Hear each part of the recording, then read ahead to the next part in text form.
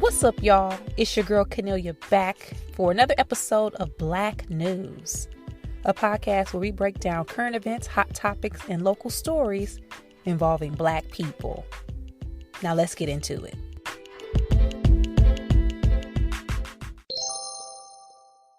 First things first, thank you guys for checking back in and supporting the podcast, listening to last week's episode. I know it was a bit heavy to start off with. We discussed Brother Tyree, but you guys shared and listened and chimed in with comments, hit me up in my inbox about it. So thank you all for keeping Black News a part of your podcast rotation and participating in the conversation as we discussed some up moments and some down. No new updates this week as far as scheduling. I told y'all, I'm gonna keep telling y'all, I'm taking a break, y'all. I am burned out. But if any new happenings come about, I will be sure to keep you guys abreast. Continue to check my social media or website for any information and show dates. But as of now, you ain't gonna find none, okay? Your girl is on break. So with that said, besides the usual thank yous that I always dish out every single episode, let's get into it.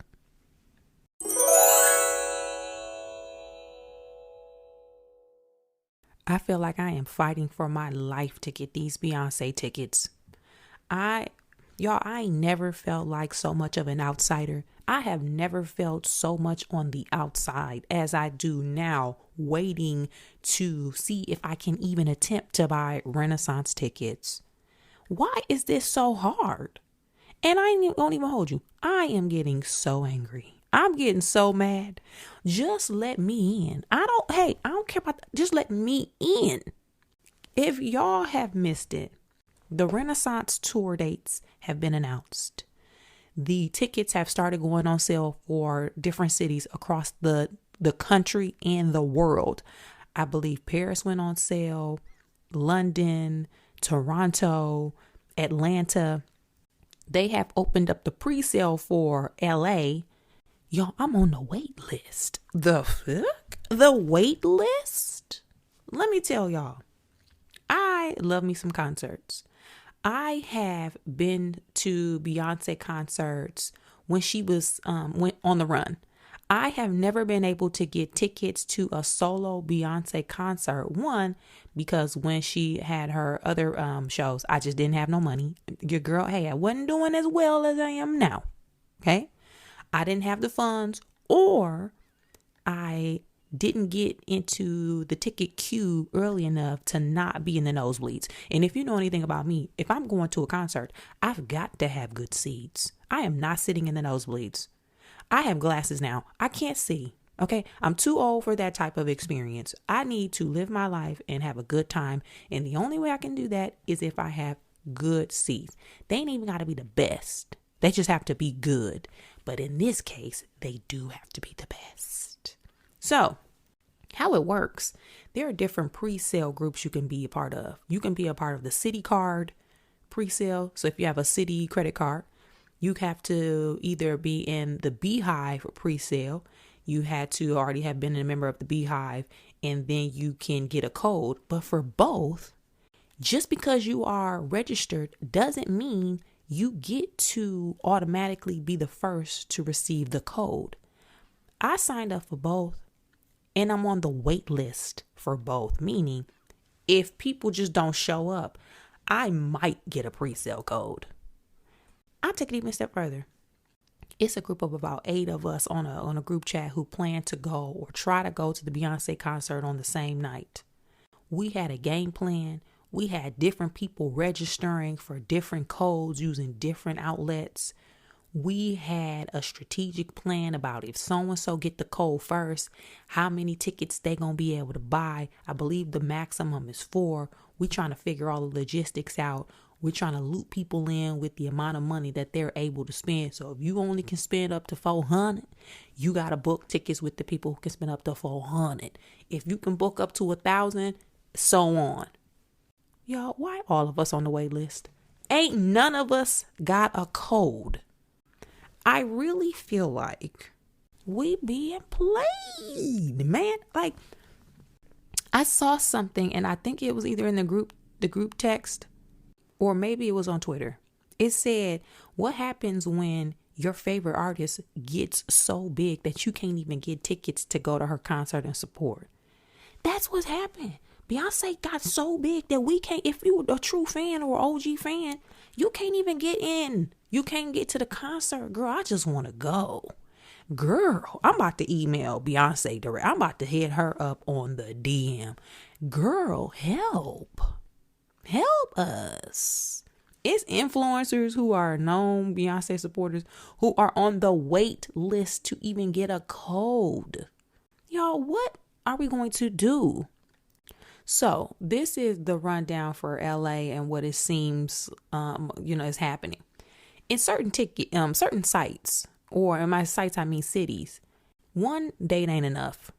That is not going to be enough.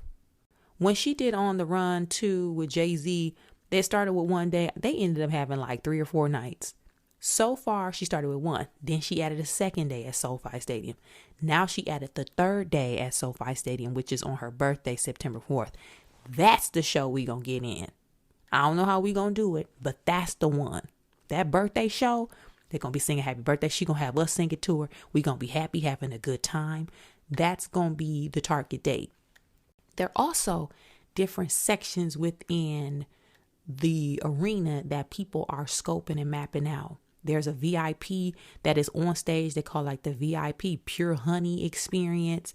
There is the Alien Superstar Risers that behind the circle. There's Club Renaissance that are on the floor surrounding that little circle area. She got the Beehive area that are, all of those are exclusive. Then she got, of course, the other sections within the stadium, the 100s, the 200s, the 300s, and so on. I've got to be in one of those VIP Riser, Alien Superstar, Beehive. I don't know about Club Renaissance because that seemed like that's where people going to be stepping on your shoes and ain't going to be no seats. Now, as much as I love me some Beyonce, I am 40. I need a chair. Okay. I'm going to be standing up most of the time, probably the whole time, but I need the option to be like, whoo, girl, let me catch my breath. Sit down for like 1 minute, then get back up. Okay, I need that option because when she be singing them slow songs, like, which one is it? Halo. I'm gonna be sitting down when she sing Halo. I'm gonna sit down. So the hope is that somehow one of us gets to get into any of those pre-sale groups and figure this out. Because what I don't want to do is have to go OG Hunger Game style with the general admission tickets or general admission sale and then have to fight it and box it out. I don't have the stamina, honey. I'm almost tempted to fly to somewhere like Indianapolis and go to the show because they seem to be having all the luck.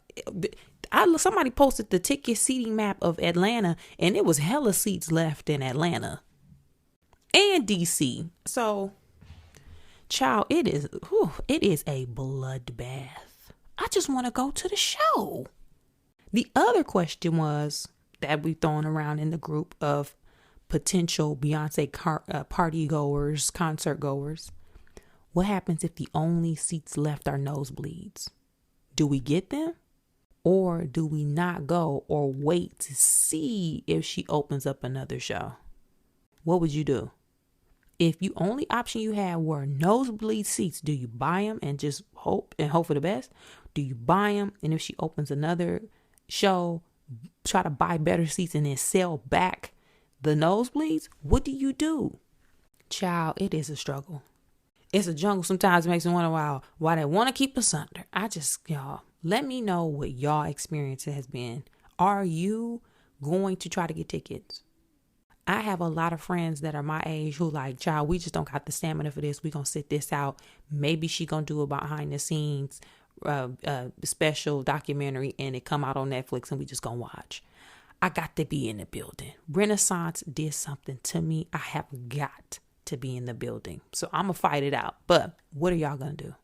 Hit me up on social media with your thoughts. Hit me at Cornelia on Twitter, Instagram, and Facebook. The 2023 Grammy Awards was this past weekend, and it was a good time. Y'all know I went. I was in the building. I posted my quarterly selfie on Instagram because y'all know I only post a picture of myself like in selfie format maybe 2-3 times a year. So I had posted my little Grammy look. I had a little burgundy one shoulder number on, my hair growing out. Y'all know I'm growing out the shorty doo-wop. So there's a picture to capture my transition and where I am in the process. I was rocking the Samuel L. Jackson for a couple of months. Now it's starting to grow out of that and look decent. So bear with me. Hey, bear with me. But there were a lot of key moments at the award show that were really memorable and fun and just a good time. Now, I ain't going to go too deep or too crazy on some topics for certain reasons. If you know me and know me personally, you know why I can't really go in. But the high points of the show are worth talking about regardless. Hip hop turned 50 years old this past year, and there was a 50-year anniversary performance, which had me 1, hype, 2, so happy, and 3, in my feelings. I was so in my feelings. We are hip hop kids. Well, I won't say we. I can't speak for y'all. I am a true hip hop child. I'm a hip hop kid.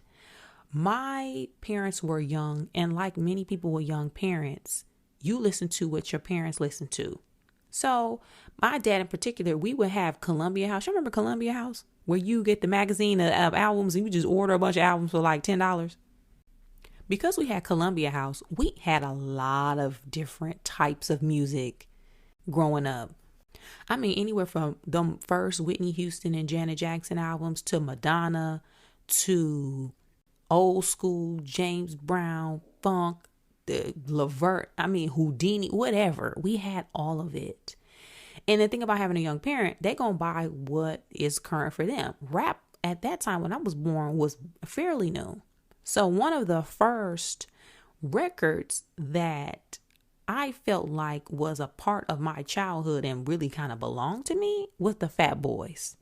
Fat Boys, looking back now, they were like kid friendly. They didn't cuss. Their raps were about being young and having a good time and eating too much food because the self-titled the Fat Boys. But from very early, I was consuming hip hop.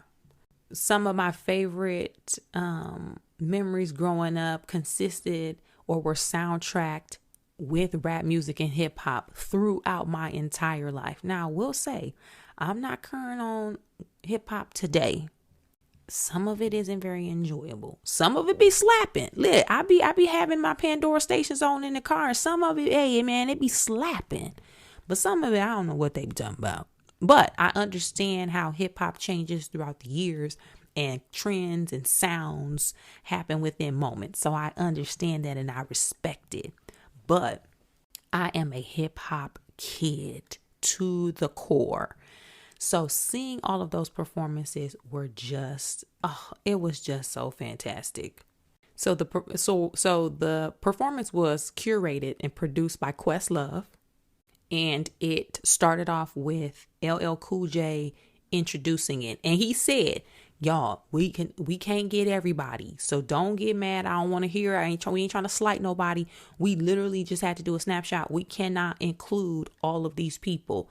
But the people who were a part of it, there was Big Boy from Outkast. Of course, y'all know who Big Boy is. Busta Rhymes and Spliff Star. De La Soul, DJ Drama, DJ Jazzy Jeff, Glorilla, Grandmaster Flash, Grandmaster Melly Mel with Scorpio and Ethiopian King, Ice-T, Lil Baby, Lil Uzi Vert, The Lox, Method Man, Missy Elliott, Nelly, Public Enemy, Queen Latifah, Questlove, as I said, Rakim, Raheem, The Roots, Run DMC, Salt and Pepper, and DJ Spenderella, Scarface, Swizz Beatz, and Too Short. Talk about a lineup. And then I don't know if I mentioned Nelly, because Nelly was in there too. Man, listen.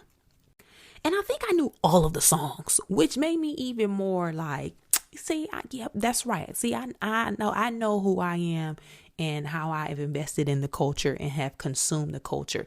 And to me, that is a complete badge of honor, in my opinion. So I was hyped the whole time, but there's certain moments that had me like, I lost it. When Salt and Pepper came out, Will My Mic Sound Nice? Check. When My Mic Sound Nice? Check 2. Child. Then when that Queen Latifah Unity saxophone came on, listen, y'all, every time to this day I hear that Queen Latifah Unity saxophone, I get so hype. That song was such a vibe, and it still is. Like, some songs you can hear regardless of time and space, and it just still ring out. Man, that thing came on, I got up out that seat. You understand? The Lox came out, I lost it. Public Enemy, Rakim, Run DMC. Like, y'all, Run DMC? I was chef's kiss. Scarface came. My mind's playing tricks on me. At night I can't sleep. I toss and turn. What? Y'all, it was perfection. It was so well done. And of course they could have added so many other people, but they only had 15 minutes, like enough. Now adding, because this is a good point. If you are young and you were not around during those times, you probably really didn't know or don't know what the hell was going on, who some of these people were and what these songs were, or even that some of these people were rappers.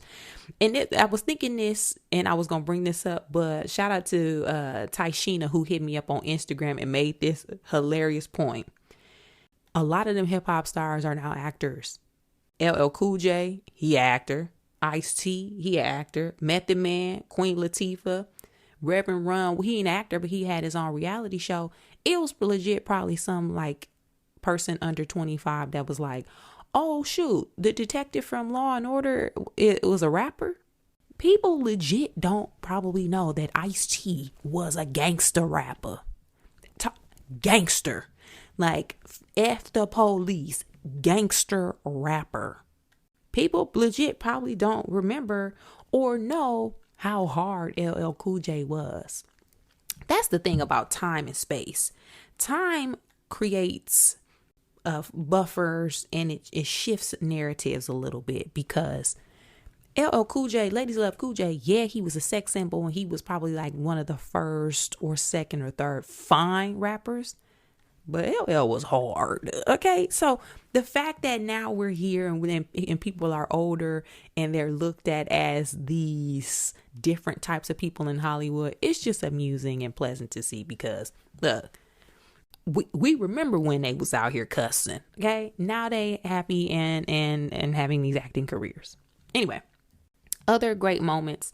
Quavo performed a tribute to Takeoff during the segment where they honor and remember people who have passed within the music industry. He performed the song that he released maybe a few weeks ago, and he did it by himself. There was a choir present, and he had an additional singer accompanying him. I don't remember who that was, but it was a great performance, really emotional. I got teary-eyed. Y'all know I'll be crying. Beyonce knows. Beyonce, I watched live and in person Beyonce becoming the most awarded artist in Grammy Awards history. She now has a total of 32 Grammys, the most of anybody. She won 4 awards yesterday. They televised one live. The other one was on the premiere show. She won Best Dance and Electronic Recording, Best Dance and Electronic Album, Best Traditional R&B Performance for Plastic Off the Sofa, and Best R&B Song for Cuff It.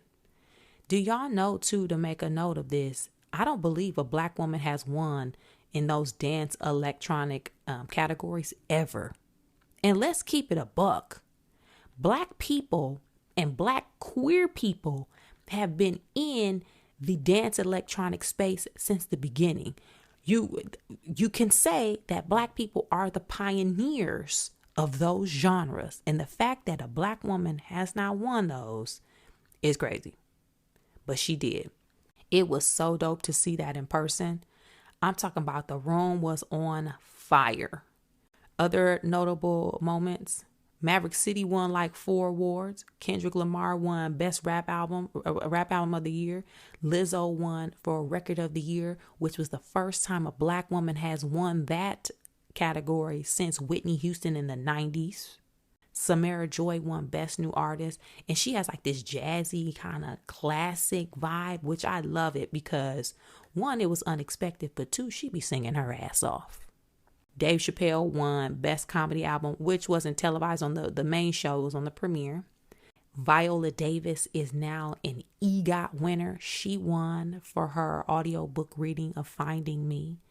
The room, she got a standing ovation in the room as well when she came out to present the Best R&B Song Award. And y'all know, I feel like everyone loves Viola Davis. She is just one of those people that universally we just wrap our arms around her because she is so authentic. She is so relatable. She is so just present in her being and who she is and who she represents in the industry. And for black people and black women and black artists, you can't help but to love Viola Davis. If you show me somebody who don't like Viola Davis, they probably just a lifelong hater. That's it. Tennessee State University's Aristocrat Band won a Grammy Award for Best Roots Gospel Album. Y'all, hey, I saw that clip of them celebrating online, and y'all know I was turned. I love me some HBCUs. Oh man, I'm so happy for them. All of the band members who were involved, the band leaders, just everybody associated with that. I'm sure that is such a wonderful and special moment. And it gives more, it shines a light on the university and their music program, which is fantastic. There was a God Did performance. It was pre-taped, but it was hard. And it aired at the end. It was hard because they did the entire song. I thought when I heard they were going to do performance, one, I was wondering how they going to do this live because it's long. Two, they must gonna cut down Jay-Z his verse because it's probably about 8 minutes. Nope, they did the whole thing. Y'all know I love me some Jay-Z. Jay-Z, you better not ever come over here with no Jay-Z slander.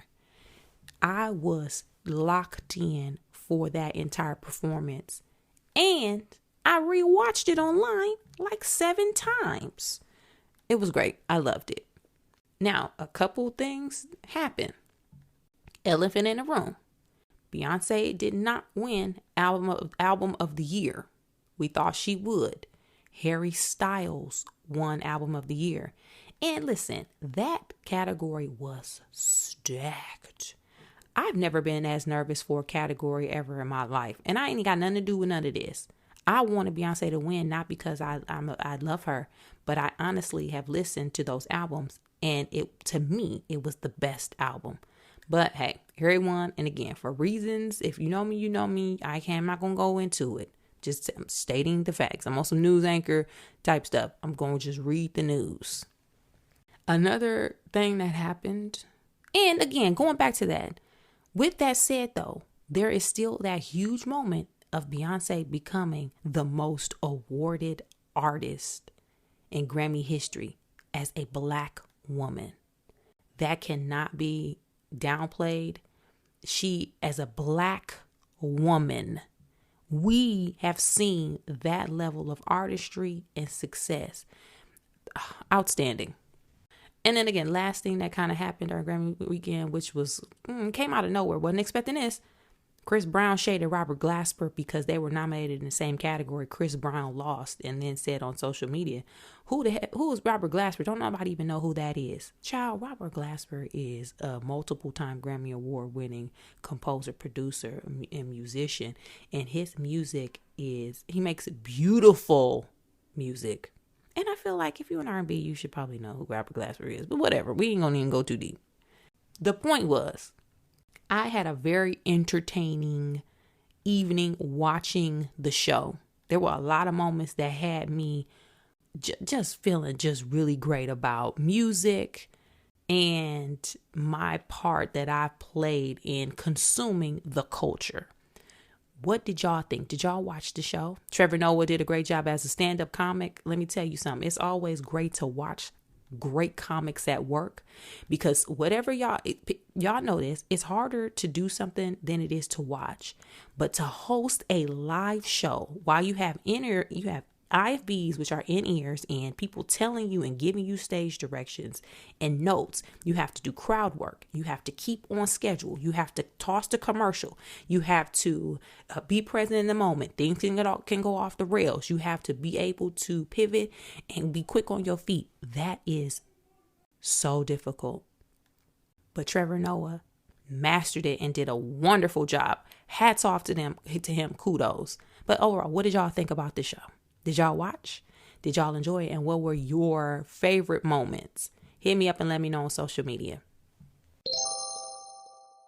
Let's get into honorable mention.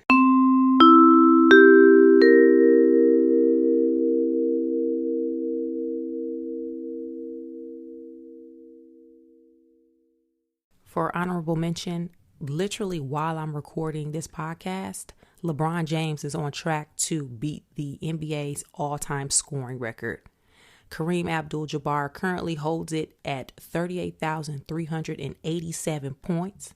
And literally, while I'm recording this, LeBron is 6 points away from breaking that record. What an accomplishment. I love me some LeBron. Okay, y'all know I be loving people in their success and their careers, and I love artistry and watching people exceed and excel in their fields. LeBron, that's my dog, man. Okay, that's my dog. I ain't mad that he had the decision. Okay, I wasn't mad at the decision. I loved him even more for it. You got to make bold choices in life, and that's what that brother did. But back to the point. By the time I wrap up this episode, he most likely will have broken this record. So I won't have the exact amount, the score, or the number of points, but we still early in the season. So he can break it, but he's also going to set the new record, because he still ain't done. He got about 3 more seasons in him, because he already said he trying to hoop with Bronny, and Bronny going to college only this year. So LeBron going to be around for about 3 more years. But congratulations to that man for that amazing accomplishment. I will be on Black News again next week with the actual amount of points that he scored that night, and with a more official update. But just want to give y'all that real-time update while I'm actually recording this podcast. If you were watching the game, some of y'all might be there in person, because them tickets was hot, baby, okay? If you were there or you watched, let me know your thoughts on the whole event and everything surrounding this. Hit me up at Cornelia on social media. To recap this week's episode, we discussed the dogfight that I'm in to get Renaissance tickets. Beyonce will be in Los Angeles the first weekend of September. And y'all, your girl is trying. Okay, I am trying to get tickets. We also talked about the 2023 Grammy Awards and the different segments within that were some of my favorites, most notably the Hip Hop 50-year anniversary celebration. And we quickly highlighted LeBron James being on track to break the NBA's all-time scoring record that is currently held by Kareem Abdul-Jabbar. What did you guys think of all of these topics? Hit me up and let me know about some or none. And with that, I'll check back in with you guys next week.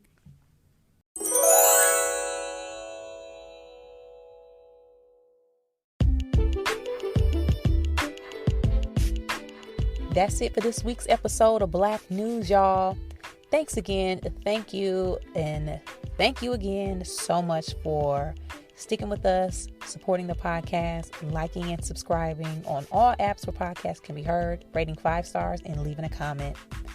It helps more than you know, so I really, really appreciate it. And keep sharing Black News with all of your friends and family. Be sure to hit me up on social media if you got ideas for topics. Or just hit me up in general to let me know you've been listening. Let me know your thoughts. I'm at Cornelia on all platforms across the board. That's at Cornelia, like Kenny and Ophelia. Also check my website. I got some shows coming up in Los Angeles County. Hopefully get on the road soon. But for now, if you're in the LA area, hit me up. Check Cornelia.com for show dates and details.